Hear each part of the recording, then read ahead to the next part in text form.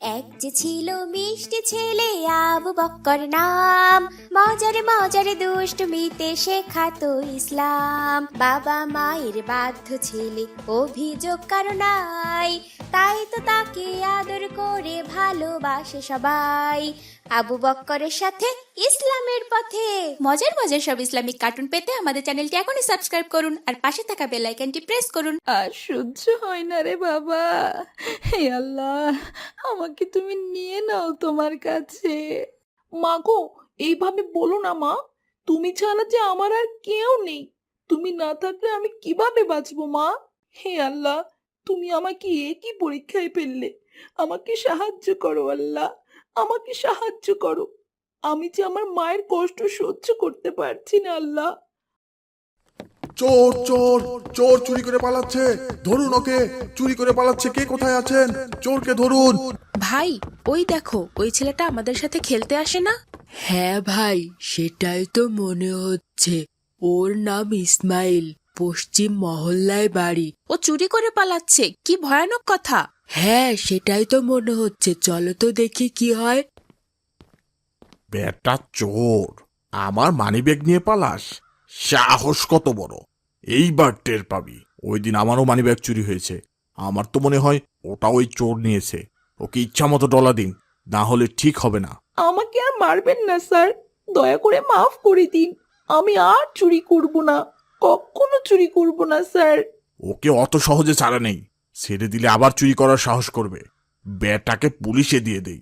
Sir, দয়া করে আমাকে পুলিশে দেবেন না, আমাকে মাফ করে দিন স্যার। আমি আর চুরি করব না, আমাকে মাফ করুন স্যার। ভাই, ব্যাটারি কিছু প্যাদানি দিয়ে ছেড়ে দিন, যেন আর চুরি করার সাহস না করে।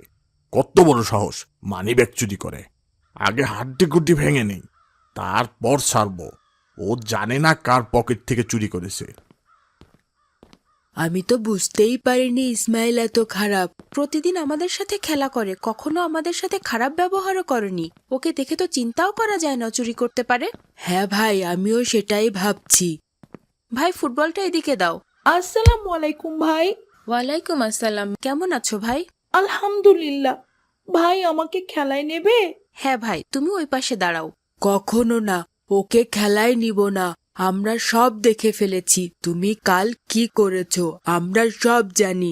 আমরা কোনো চোরকে খেলায় নিব না। ভাই ইসমাইল, তুমি যেটা করেছিলে সেটা ঠিক না ভাই। ওটা হারাম উপার্জনের পথ ভাই।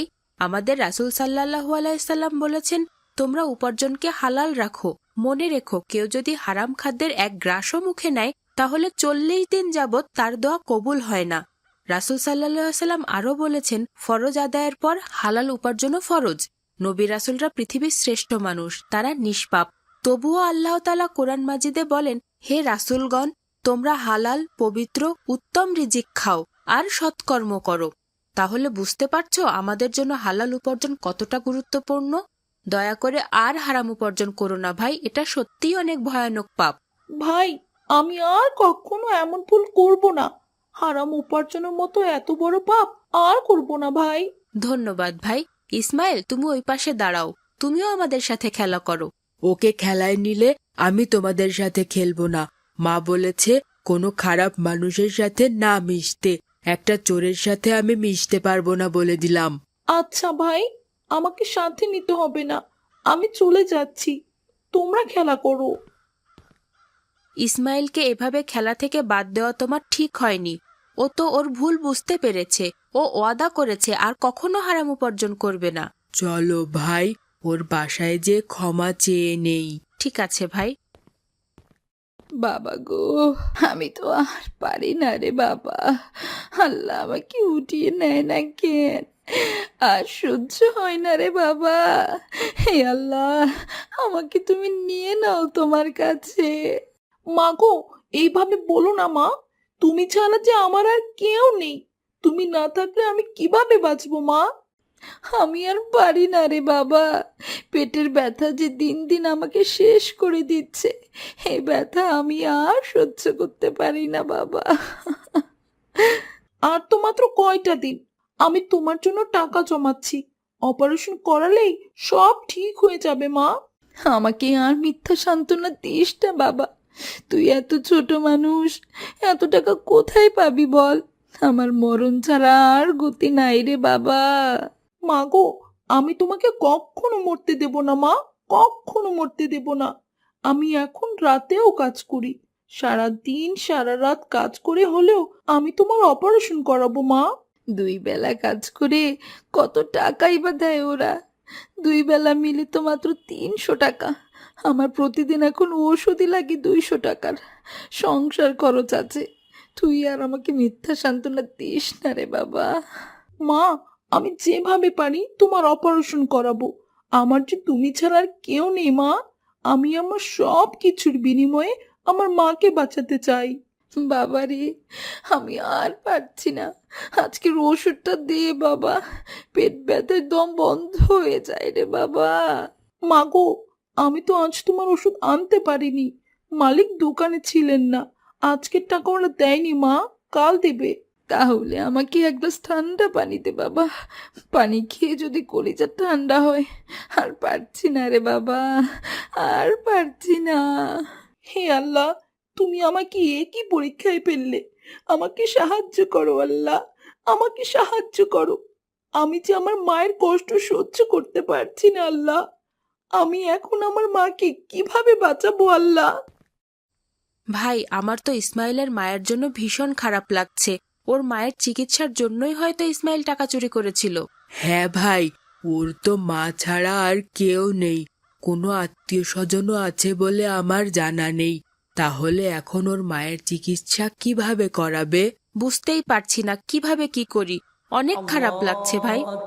ভাই, ওই শোনো, আসরের আজান হচ্ছে, আমাদের নামাজ আদায় করে তারপরে বাসায় যাই, চলো। বাবা গো, গলা দিয়ে তো খাবার নামে না বাবা। অনেক কষ্ট হয়, অনেক কষ্ট হয়। আমি আর পারি না। আমার অপারেশন কবে করাবি রে বাবা? মা গো, আর কিছুদিন সময় দাও মা, আমি তোমার অপারেশন করাবো ইনশাল্লাহ। তুমি সুস্থ হয়ে যাবে মা। তোর আর কিছুদিন হয়তো আমার কপালে নেই বাবা। এখন আল্লাহ যত তাড়াতাড়ি নিয়ে যায় তবেই বাঁচি বাবা। এত কষ্ট আর সহ্য হয় না। আসসালামু আলাইকুম ভাই। ওয়ালাইকুম আসসালাম। তোমরা? হ্যাঁ, আমরা। খালাম্মাকে রেডি করে দাও, আজ রাত 8টায় খালাম্মার অপারেশন হবে। মানে আমার কাছে তো টাকা নেই ভাই। তোমাকে টাকার চিন্তা করতে হবে না, তুমি শুধু রেডি করে দাও আর আমাদের সাথে চলো, বাইরে গাড়ি অপেক্ষা করছে। সত্যি ভাই? সত্যি বলছো তোমরা? আমার মায়ের অপারেশন হবে? মা সুস্থ হয়ে যাবেন? আমি কি স্বপ্ন দেখছি? না ভাই, এটা স্বপ্ন না, আমরা সত্যিই খালাম্মাকে নিতে এসেছি। তুমি ঝটপট রেডি করে দাও, আজ রাতেই অপারেশন। তোমরা এত টাকা কোথায় পেলে? সে অনেক কথা। খালাম্মার এই অবস্থা দেখে অনেক খারাপ লাগলো। তারপর আসসালামু আলাইকুম আবু বকর। ওয়ালাইকুম আসসালাম বাবা, কিছু বলবে? কি ঘটনা বাবা? তোমার মা বললেন সন্ধ্যায় বাসায় আসার পর থেকে নাকি তোমার মন ভীষণ খারাপ, রাতে নাকি না খেয়ে শুয়ে আছো। আমাদের আবু বকর বাবাটার কি হলো? হ্যাঁ বাবা, কোনোভাবেই মন ভালো হচ্ছে না, ভীষণ কষ্ট হচ্ছে। কি হয়েছে আমার বাবাটার? আমাকে কি শেয়ার করা যাবে বাবা? জি বাবা, আমাদের এক বন্ধুর মা অনেক অসুস্থ, অপারেশন করাতে হবে। ডক্টর বলেছেন অপারেশন করাতে না পারলে মারাও যেতে পারে, কিন্তু তাদের অপারেশন করানোর মতন টাকা নেই। আমার ওই বন্ধুর মা ছাড়া আর কেউ নেই বাবা। ও, এই ব্যাপার। সদর হাসপাতালে আমার এক ডক্টর বন্ধু আছে, আমি ওকে ফোন করে দিচ্ছি। ফ্রিতে অপারেশন করিয়ে দিবে ইনশাল্লাহ, কোনো টাকা লাগবে না। সত্যি বাবা? তুমি সত্যি বলছো? হ্যাঁ বাবা, সত্যি বলছি। আমি এখনই ফোন করে দিচ্ছি। তুমি আগামীকাল তোমার বন্ধুর মাকে নিয়ে হাসপাতালে গেলেই হবে। তুমি আমার সবচেয়ে ভালো বাবা, আমার সব থেকে ভালোবাসার বাবা। এইবার মন ভালো হয়েছে তো বাবা? হ্যাঁ বাবা, আমি এখন সব থেকে খুশি। খালাম্মার অপারেশন আজ রাতেই হবে ইনশাল্লাহ, এজন্য খালাম্মাকে নিতে এসেছি। আমি আমার মাকে অনেক ভালোবাসি ভাই। তুমি আমার মাকে বাঁচাতে সাহায্য করলে, সেটা এই জীবনে কখনো ভুলবো না ভাই, কখনো ভুলবো না। তুমি অনেক ভালো মানুষ ভাই। এই জীবনে এত খুশি আর কখনো হই নাই ভাই। তুমি অনেক অনেক ভালো আবু বকর। সব আল্লাহর ইচ্ছা, আমি শুধু ওছিলা মাত্র। এখন তাড়াতাড়ি ওনাকে রেডি করো, সন্ধ্যার আগেই আমাদের হাসপাতালে পৌঁছাতে হবে। আল্লাহর শুকরিয়া আদায় করো, অভিযোগ আল্লাহ কারো মহান। নাই, তাই তো তাকে আদর করে ভালোবাসা। কার্টুন বানিয়ে ঘরে বসে আয় করুন লক্ষ লক্ষ টাকা। যদি আপনার একটি ল্যাপটপ অথবা কম্পিউটার থাকে তাহলে আপনিও বানাতে পারেন আমাদের মতো মজার মজার কার্টুন গল্প। আমাদের রয়েছে cartoon making zoom live course. এই কোর্সটির মাধ্যমে বানাতে পারেন ইসলামিক গল্প, রূপকথার গল্প, ভূতের গল্প, টুনটুনির গল্প সহ সব ধরনের কার্টুন গল্প। কোর্স ফি জানতে নিচে যে কোনো লিংকে যোগাযোগ করুন।